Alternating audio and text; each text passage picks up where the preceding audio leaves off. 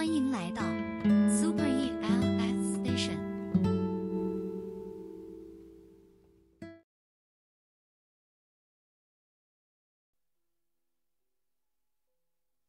嗨，亲爱的你，晚上好。当你老了，会回忆起人生的高光时刻吗？今天和大家分享的文章来自于水晶星的《贫穷的万元户》。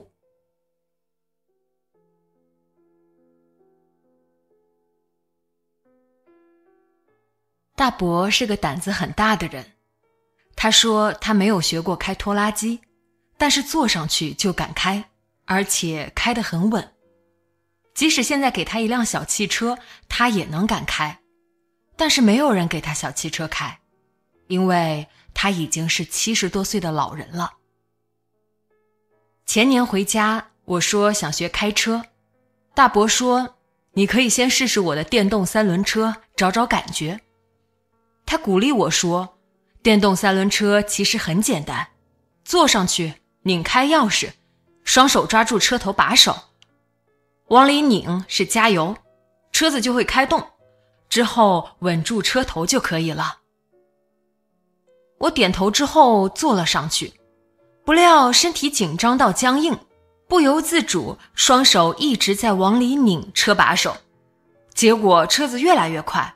我妈他们看着我以风驰电掣般的速度冲向了院墙，后面一群人冲我喊停下停下，减速减速。可是我已经不知道怎么减速，眼看着离墙壁越来越近，我吓傻了。我舅舅在后面边追边喊跳车跳车，我才赶紧松开双手从车上蹦下来，车子戛然而止，反倒不动了。我吓出一身冷汗，瑟瑟发抖。我大伯眼中写满了朽木不可雕也，嘴上却鼓励我说，没事，汽车跟这个不一样，汽车用脚控制刹车，比这个好开。除了开车之外，我大伯还很有开拓创新的精神。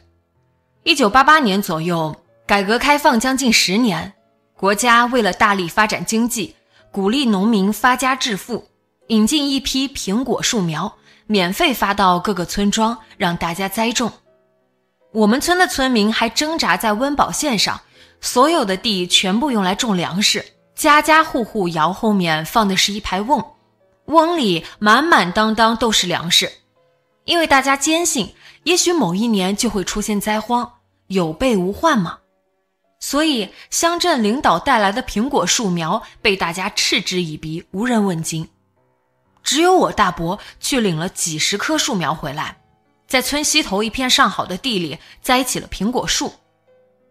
苹果树种植之后并没有立竿见影的效果，需要等待3年之后才能零星结几颗果子。所以这3年他们家勒紧裤腰带生活，因为家里有3个儿子。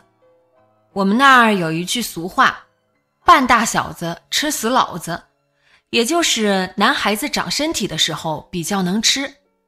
他们家少了2亩地，也就意味着粮食减产好多。我大伯成了我们村第一个吃螃蟹的人。在等待的日子里，3年很漫长。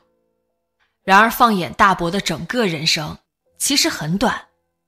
他家的果树在3年后果然长出了硕大的苹果，粉嘟嘟的果子挂满枝头，又脆又甜，让人垂涎欲滴，羡煞了村里人。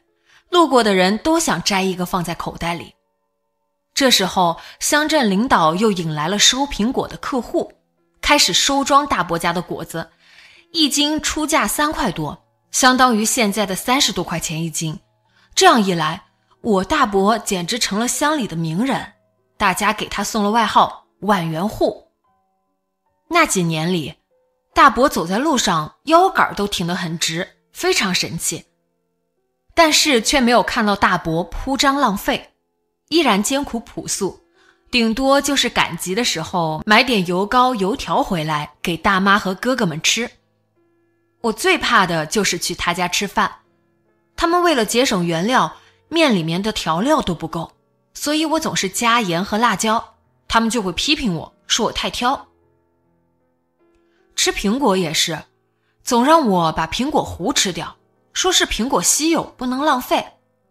有一次，他们一家人指导我怎么吃苹果核，我一生气，把半个苹果摔到地上，哭着说：“你们家人都吝啬，我再也不来你们家了，下次再来，我就是小狗。”气呼呼地回到家，问我爸妈：“咱们家什么时候也能有苹果呀？”可是过几天，依然跑到了大伯家玩耍，正应了那句童言无忌。那几年，大伯紧锣密鼓用那几万块钱盖了2院子窑洞，又分给大哥、二哥娶了媳妇儿，置办了家具。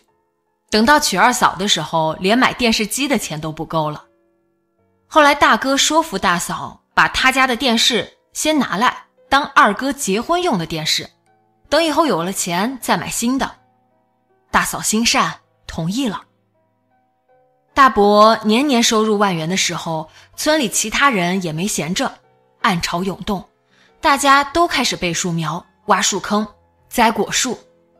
3年之后，不止我们村，整个乡镇都是大面积的果树，苹果堆积如山，市场供过于求，果子的价格一落千丈，别说3块了，3毛钱都没有人要。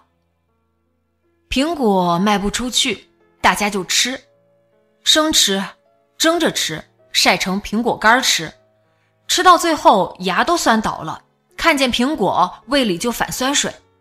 人吃够了给猪吃，到最后猪都嫌弃。此时大伯再也不是万元户了，可是三哥还没娶媳妇儿。由于大伯名气不如以前，三哥媳妇儿也不好娶，后来好不容易找了三嫂，个子矮，口齿有点不清，走路8字脚。我大伯说同意，赶紧定个日子结婚。此时大伯已经没有钱给三哥盖窑洞了，只好将他们院子侧边的一个10多平米的小窑洞腾出来，作为三哥的婚房。这样也好，连家具都省了。但是三嫂子还是坚持要电视，大伯没钱买，又要求二哥把电视作为三嫂子的嫁妆，等以后有了钱再给他们买个新电视。三哥婚房太小，放不下，只好放在大伯的窑洞里。二嫂一看电视放在了大伯的窑洞里，就跑来要搬走。三嫂子挡住不给，说这是他的电视，二人相持不下。最后的结果就是电视先放在了大伯这里，谁都不能搬。大伯倒是捡了一个便宜，天天看秦腔。日子平淡逝去，二哥一家条件渐渐好了起来，自己买了新电视。三哥两口子去了大连打工，这个电视的所有权就彻底归大伯所有，不用再战战兢兢，担心因电视产生其他冲突。大伯年事已高，好多体力活也干不动了。苹果树与大伯一样也老去了，结不了多少果子，再加上苹果价格也不好。大伯叫来了挖掘机，这片土地曾经的辉煌随着机器轰隆隆的声音消失殆尽，一棵棵果树顷刻间成为一堆摞起来的柴火。大伯和伯母依然过着节俭的生活，前2年养了几只羊，后来又养了2头牛，为自己赚点零花钱。日子过得很清苦，院墙依然破旧，窑洞里还是几10年前的家具，还有几个哥哥淘汰的旧沙发和柜子。黑漆漆的窑洞依然没有粉刷，电视还是大哥结婚时那个长红牌的旧彩电。他们已经是名副其实的老人了，但是还是会挣扎着下地为自己捞点收入。去年村里小广场来了几个卖净水器的人，吹得天花乱坠，说他们的净水器可以治百病，保大家长命百岁。大伯一激动，花了2000多买了一台回来。